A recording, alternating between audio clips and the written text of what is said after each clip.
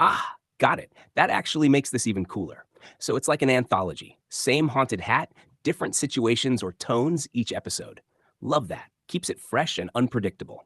Let's roll with episode 2 as a completely new story using the same characters and core idea, but a different vibe. Episode 2, The Deal. Fred Newman had one rule after his birthday. He didn't touch the hat.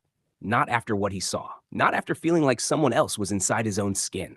He shoved it to the back of the wardrobe and told Jenna it was just a weird panic episode.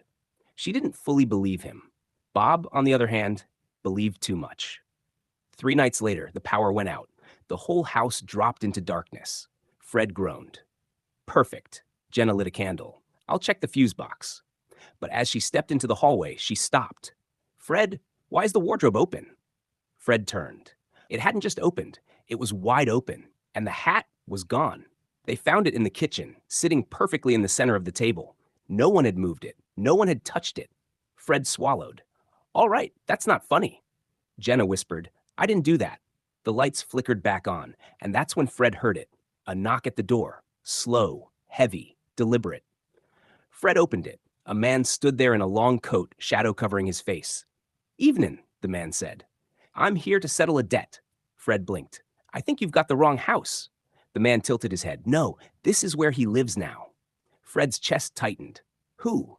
The man's eyes drifted past him, to the hat on the table. Kurt Maloney. Fred slammed the door, locked it, turned to Jenna. Call the police.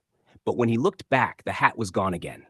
Fred felt something brush past him, a cold presence.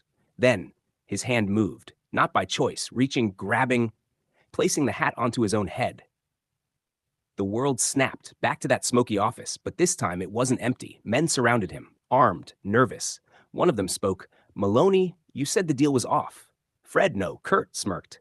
Yeah, I changed my mind. Another man slammed his fist on the desk. You're playing a dangerous game. Kurt leaned forward, eyes cold. Dangerous is my business. A gunshot rang out. Fred ripped the hat off, gasping. Back in the kitchen, Jenna screaming. The front door broken open. The man from before standing there, holding a gun. You shouldn't have come back, Maloney. Fred raised his hands. I'm not him. The man stepped closer.